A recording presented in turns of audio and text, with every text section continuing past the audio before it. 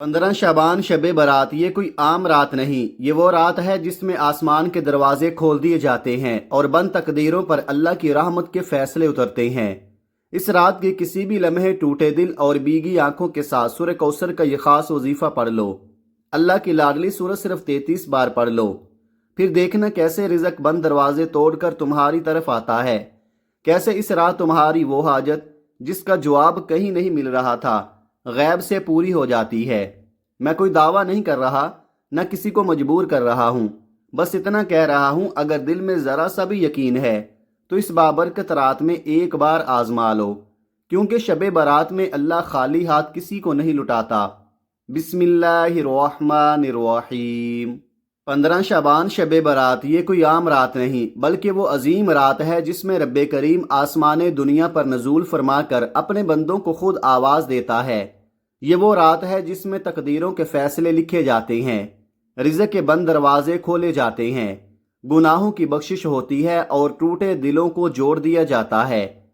शबान का महीना इस्लामी साल का वो बाबरकत महीना है जिसे हुजूर नबी करीम सल्लल्लाहु अलैहि वसल्लम ने अपना महबूब महीना फरमाया।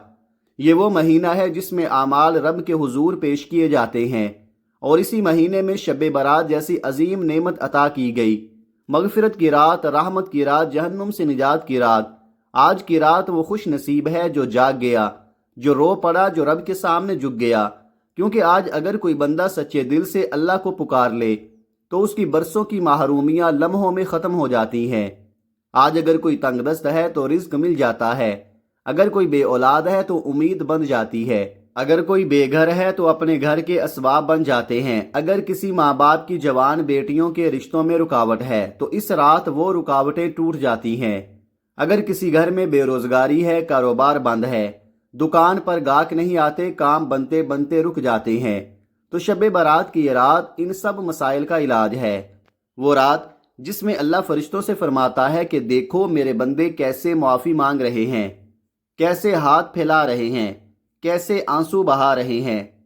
और जो बंदा इस रात को पहचान लेता है वो खाली हाथ नहीं लौटता। अफसोस उन लोगों पर है जो इस अजीम रात को भी लापरवाही में गुजार देते हैं, जो सोने में, मोबाइल में या दुनिया की बातों में वक्त ज़ाया कर देते हैं। हालांकि मालूम नहीं अगले साल ये शब बारात नसीब हो या ना हो। अगर कोई ये कहता है कि मेरी दुआएं कबूल नहीं होती, मेरी हाजतें पूरी नहीं होती, मेरी ज़िंदगी में सुकून नहीं आता, तो शब बारात की रात चंद लम्हे निकाल कर रब के सामने झुक जाओ, सच्चे दिल से उसको पुकारो, क्योंकि ये वो रात है जिसमें अल्लाह किसी को मायूस नहीं करता। इस रात अगर रब राजी हो गया तो आने वाला पूरा साल आसानियों, बरकतों और खुशियों में बदल जाता है। इसलिए इस अजीम रात की कदर करो, अपने गुनाहों पर नादिम हो जाओ, अपने रब से मांग लो, क्योंकि शब बारात नसीब बदलने की रात है, फैसले बदलने की रात है और अल्लाह को मनाने की रात है। आप चाहे दुनिया के किसी भी कोने से ताल्लुक़ रखते हों, आप इंडिया में हों, पाकिस्तान में हों, बांग्लादेश में हों, जापान में हों, मस्कत में हों या दुनिया के किसी और हिस्से में, जैसे ही आपके मुल्क में 14 शबान का दिन शब बारात आ जाए तो इस दिन को, इस रात को मामूली न समझना। इस दिन, इस रात ये वजीफ़ा किसी सूरत मत छोड़िए। आज आपने ये वजीफ़ा लाजमी पढ़ना है, चाहे फजर के बाद, चाहे जोहर, असर, मगरिब या इशा के बाद। वक़्त की कोई पाबंदी नहीं, जगह की कोई कैद नहीं। आप दुकान पर हों तो दुकान पर पढ़ ले, दफ्तर में हो तो दफ्तर में, सफ़र में हो तो चलते फिरते। बस शर्त यह है कि शब बारात का ये ख़ास वजीफ़ा किसी सूरत मत छोड़ना, क्योंकि ये दिन नायाब है और रात अनमोल है, वक़्त निहायत कीमती है। आइए अब आज के उस ख़ास अमल की तरफ बढ़ते हैं, मगर इससे पहले अगर आप इस चैनल पर नए हैं और अभी तक सब्सक्राइब नहीं किया तो दिल से गुजारिश है कि अभी सब्सक्राइब कर ले, क्योंकि ऐसे ही मुजर्रब वज़ाइफ और ताकतवर आमाल रोज़ाना आपके साथ शेयर करता रहूँगा इंशाअल्लाह। अब अमल ये है कि 14 शाबान का पूरा दिन और पूरी रात आपके पास है। जब जहाँ जैसे भी वक़्त मिले, किसी भी नमाज के बाद बावुज़ू मुसल्ले पर बैठकर या चलते फिरते सबसे पहले नबी करीम सल्लल्लाहु अलैहि वसल्लम की ज़ात अक़दस पर 3 मरतबा दरूद पाक पढ़ना है। दरूद पाक आप कोई सा भी पढ़ सकते हैं। आप मुख्तसर और आसान सा दरूद सल्लल्लाहु अला मुहम्मद पढ़ ले या सल्लल्लाहु अलैहि वसल्लम पढ़ ले, या आप नमाज वाला दरूद इब्राहिमी पढ़ ले। لیکن سب سے افضل اور بہتر درود درود ابراہیمی ہے، کیونکہ اس کی فضیلت و برکت سب سے زیادہ ہے۔ روایات میں آتا ہے کہ ہمارے پیارے آقا صلی اللہ علیہ وآلہ وسلم کو تمام درودوں میں درود ابراہیمی سب سے زیادہ محبوب تھا، اس لیے بہتر یہی ہے کہ نماز والا درود ابراہیمی ہی پڑھا جائے۔ آئیے ثواب کی نیت سے ایک مرتبہ میرے ساتھ بھی پڑھ لیں۔ اللہم صلی علی محمد وعلی آل محمد کما صلیت علی ابراہیم وعلی آل ابراہیم انک حمید مجید۔ اللہم بارک علی محمد وعلی آل محمد کما بارکت علی ابراہیم وعلی آل ابراہیم انک حمید مجید۔ جیسے ہی آپ 3 بار درود پاک پڑھ لیں تو پھر اپنے خاص مقصد کی نیت کر لیں، کیونکہ ہر بندے کی حاجت الگ ہے، ہر بندے کی خواہش الگ ہے۔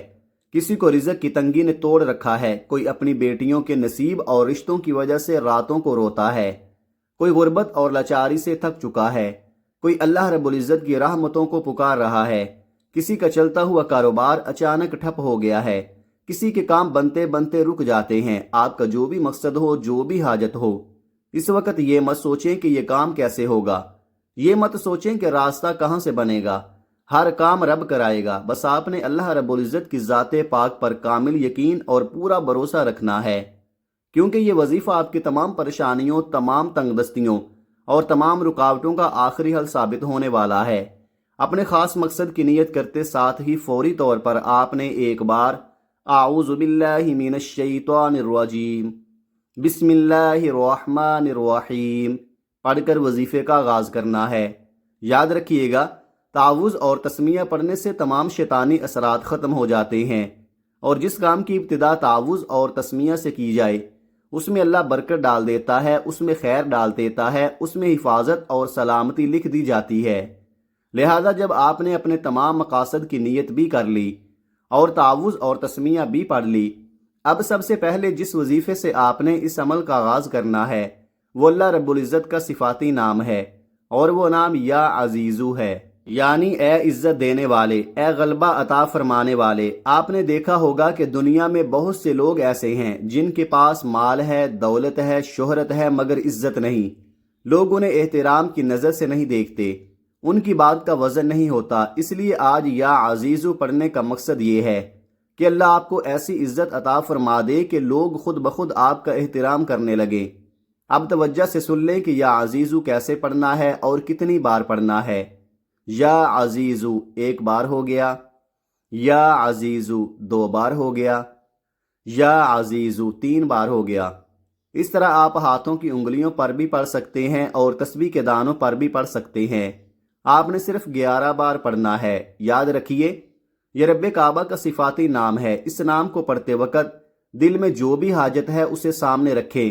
اگر آپ چاہتے ہیں کہ کوئی آپ کی عزت کرے، کسی کے دل میں آپ کی قدر پیدا ہو، کسی کے دل میں آپ کی محبت اتر جائے، کوئی آپ کے قریب آ جائے، یا کوئی شخص آپ کے حق میں نرم ہو جائے، تو آج صرف 11 بار یا عزیزو پڑھ کر اللہ پاک سے مدد مانگے، کیونکہ جب بندہ اس نام کے ذریعے اللہ کو پکارتا ہے تو اللہ دلوں کو موڑ دیتا ہے، اور جس کے لیے پڑھا جائے اس کے دل میں اللہ کے حکم سے محبت اور نرمی پیدا ہو جاتی ہے۔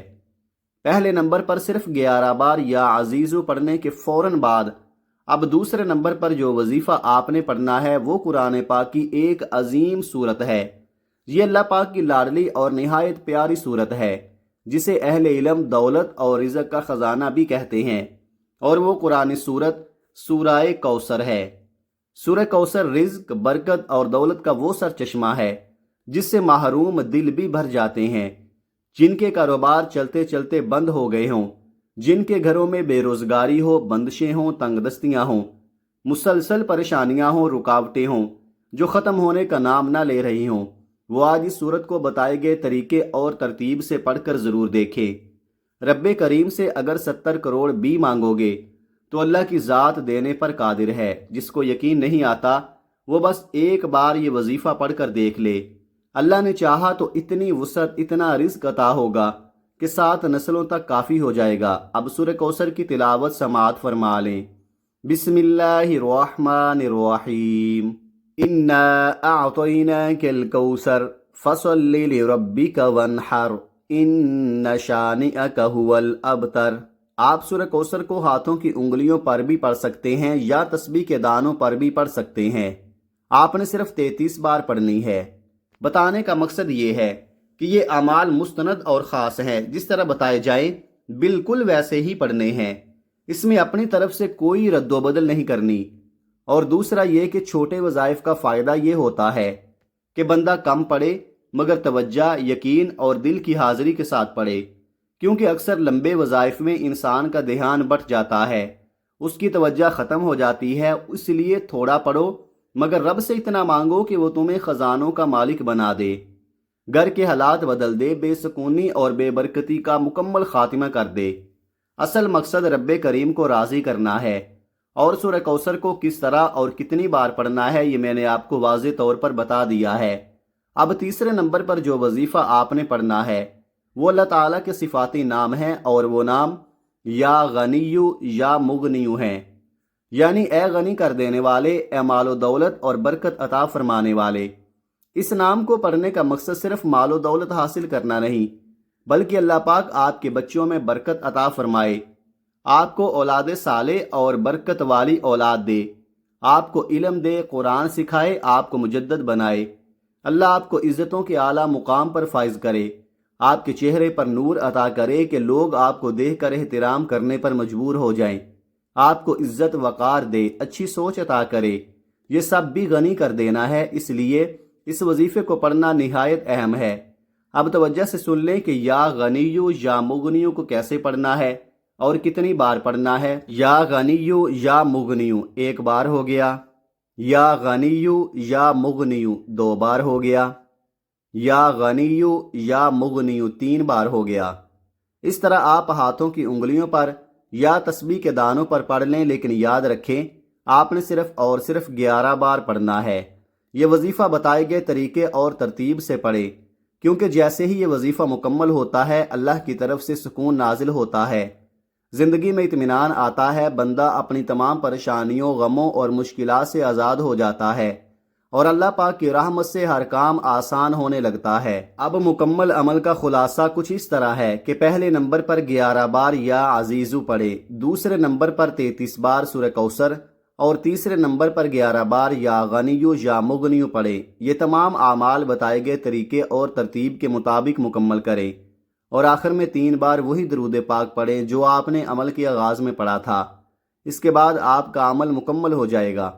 یہ وظیفہ آپ نے شب برات کسی بھی نماز کے بعد کسی بھی وقت پڑھنا ہے، اور اس کے اثرات آپ کی روزی میں بے پناہ برکت، اضافہ اور غربت کے مکمل خاتمے کی صورت میں ظاہر ہوں گے۔ اگر آپ مقروض ہیں تو قرضے سے نجات ملے گی، اگر جنات کے اثرات ہیں تو اللہ تعالیٰ آپ کو ان کے حملوں سے ہمیشہ کے لیے محفوظ فرمائیں گے، اگر گھر میں تنگ دستی یا پریشانیاں ہیں تو وہ ختم ہو جائیں گی، اور آخر میں اپنی تمام حاجتوں، پریشانیوں اور دکھ تکالیف کے لیے اللہ رب العزت سے رو رو کر دعا ضرور مانگے، کیونکہ اللہ پاک اپنی رحمت سے یقیناً آپ کو بہتر نہیں بلکہ بہترین سے نوازے گا انشاءاللہ۔ دعا ہے کہ رب کعبہ میرا سنانا اور آپ کا سننا اپنی پاک بارگاہ الہی میں قبول و منظور فرمائے، آمین۔ اور دعا ہے کہ اللہ تعالیٰ ان وظائف کی بدولت ہماری تمام مشکلات، پریشانیاں اور رزق کی تنگی کو دور فرمائے اور ہمارے لیے آسانیاں پیدا فرمائے، آمین۔ اللہ تعالیٰ ہم سب کا حامی و ناصر ہو۔